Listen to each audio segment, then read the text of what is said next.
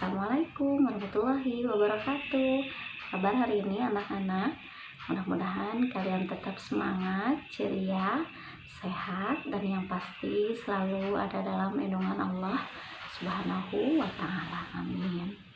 Nah, hari ini bertemu lagi dengan Ibu di mata pelajaran Al-Quran dan Hadis. Nah, pada hari ini Ibu juga akan menerangkan bab yang terakhir yang ada di dalam semester ke-1, yaitu tentang mimati, hukum bacaan mimati. Ya, hukum bacaan mimati itu termasuk ke dalam ilmu tajwid. Ya, kalian tahu apa yang dimaksud dengan ilmu tajwid? Ilmu tajwid itu adalah ilmu yang mempelajari tentang tata cara membaca Al-Quran dengan baik dan benar. Nah, kemudian kita apabila mempelajari ilmu tajwid itu hukumnya fardu kifayah. Kemudian apabila kita membaca Al-Quran dengan memakai hukum tajwid itu adalah hukumnya fardu ain atau wajib ya. Kenapa? Karena apabila kita salah dalam membaca Al-Quran, panjang pendeknya akan merubah juga untuk artinya ya. Nah, kembali lagi ke pembahasan yang Ibu akan bahas, yaitu tentang mim mati. Hukum mim mati itu terbagi kepada tiga bagian. Yang pertama adalah idgham mimi, idgham misli atau idgham mutamasilain. Kemudian yang kedua adalah ikhfa syafawi. Dan yang ketiga adalah izhar syafawi. Ibu akan bahas yang pertama, yaitu idgham misli atau idgham mimi. Nah, idgham artinya memasukkan atau melebur. Kemudian misli itu sepadan atau sama, yang artinya dalam ilmu tajwid disebut dengan idgham mutamasilain. Idgham mutamasilain artinya cara mimati bertemu dengan mim atau huruf yang sama ya, lalu cara bacanya dimasukkan ke huruf yang ada di depannya, atau tandanya itu yaitu ada tasdid di atas huruf mimnya ya. Nah, apabila ulangi apabila mimati atau mimati bertemu dengan mim yang ada di depannya, itu cara membacanya adalah idgham mimi atau idgham misli atau idgham mutamasilain, artinya dimasukkan ya. Nah, itu contoh bacaannya, kalian bisa dilihat halaman 47 ya. Ibu akan bacakan contoh yang pertama adalah atharihim muhtadun. Ulangi, atharihim muhtadun. Di situ ada huruf mim mati bertemu dengan mim yang bertasdid. Hukum bacaannya adalah idgham mimi atau idgham mutamasilain ya, karena mim mati bertemu dengan huruf mim, dibacanya dimasukkan. Kemudian contoh lagi yang kedua, qala innakum makithun. Ibu ulangi, qala innakum makithun. Kenapa itu disebut hukum bacaan idgham mimi, yaitu karena mim mati bertemu dengan huruf mim yang bertasdid ya. Apakah sampai sini kalian sudah mengerti?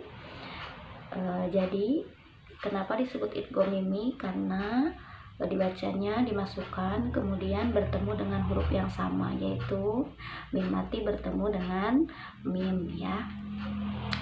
Nah, itu. Adapun yang kedua, hukum mim mati yaitu ikhfa syafawi. Apa yang dimaksud dengan ikhfa?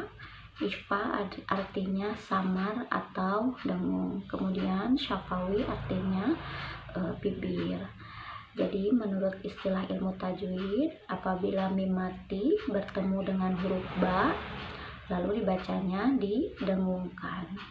Kenapa bertemu dengan huruf ba? Karena ba itu adalah huruf yang disebutkan keluar dari dua bibir, ba ya gitu. Kemudian panjang bacaannya yaitu 2 harokat. Ibu akan memberi contoh dan membacakannya. Ibu akan membacakan contohnya. Yang pertama, fabashshirhum bi'adzabin alim. Ulangi, fabashshirhum bi'adzabin alim. Di situ ada hukum bacaan mim, ada mim mati yaitu ikhfa syafawi. Kenapa? Karena di situ ada mim mati bertemu dengan huruf ba ya. Kemudian contoh yang kedua, tarmihim bihijaratim. Ulangi, tarmihim bihijaratim. Nah, di situ ada hukum bacaan mim mati juga yaitu ikhfa syafawi. Kenapa? Karena ada mim mati bertemu dengan huruf ba. Ya, sampai sini. Jadi kesimpulannya, ikhfa syafawi itu mim mati bertemu dengan satu huruf yaitu ba. Ya. Nah, itu kemudian hukum bacaan mim yang terakhir, yang ketiga adalah izhar syafawi. Apa yang dimaksud dengan izhar?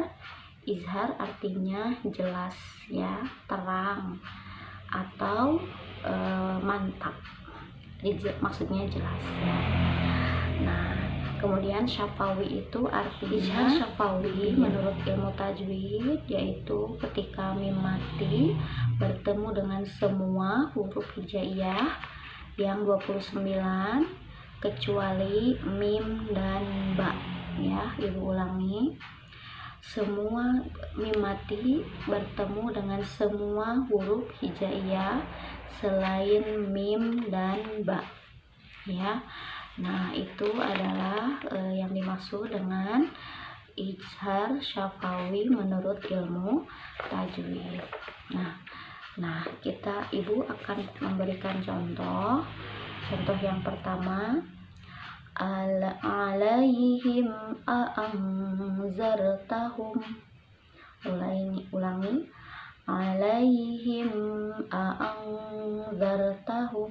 Nah, di situ ada hukum bacaan mim mati izhar syafawi. Kenapa? Karena ada mim mati bertemu dengan hamzah ya. Ulangi, contoh yang kedua yaitu ya kuntum ta'lamun, ya kuntum ta'lamun. Nah, di situ ada hukum bacaan mim mati. Kenapa? Karena mim mati bertemu dengan huruf ta ya. Itu yang dimaksud dengan hukum bacaan mim mati izhar syafawi. Ibu ulangi, izhar itu artinya jelas, kemudian syafawi itu dua bibir. Yang menurut ilmu tajwid, apabila mim mati bertemu dengan semua huruf hijaiyah kecuali mim dan ba ya. Kenapa? Karena ba-nya kenapa enggak bertemu dengan enggak semuanya atau enggak semuanya 29? Karena ba-nya itu sudah masuk ke ikhfa syafawi dan mimnya masuk ke idgham mimi ya. Sampai di sini kalian mengerti. Jadi izhar syafawi itu sisa dari huruf-huruf mim mati bertemu dengan huruf-huruf sisa dari ikhfa dan idgham ya. Itu sampai di situ kalian paham. Nah, untuk mudah-mudahan kalian paham ya, walaupun kita belajarnya secara daring ya. Tugasnya yaitu pertama, kalian harus mencari hukum masing-masing hukum mim mati idgham mimi, kemudian ikhfa syafawi dan izhar syafawi di dalam Al-Quran atau juz amma ya.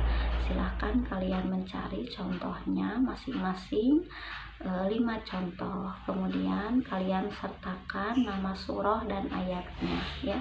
Ibu ulangi, silahkan kalian mencari contoh bacaan idgham mimi, kemudian ikhfa syafawi dan izhar syafawi, masing-masing 5 contoh yang ada di dalam juz amma. Tuliskan surah apa dan ayat berapa ya. Itu saja yang ibu dapat sampaikan. Mohon maaf apabila banyak kekurangan dalam menjelaskan. Apabila kalian belum mengerti, silahkan boleh ditanyakan melalui Jabri ya. Ibu tunggu tugasnya hari ini.